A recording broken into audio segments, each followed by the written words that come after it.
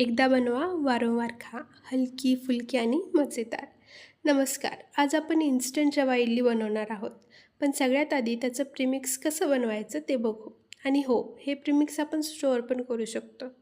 तर आपल्याला लागणार आहे रवा, उडीद डाळ, चणा डाळ, मोहरी, कोथिंबीर. बस. एका कढईमध्ये थोडं तेल टाका. मोहरी, चणा डाळ आणि उडीद डाळ टाकून थोडं परतून घ्या. त्यानंतर त्यामध्ये रवा घालून पुन्हा परतून घ्या.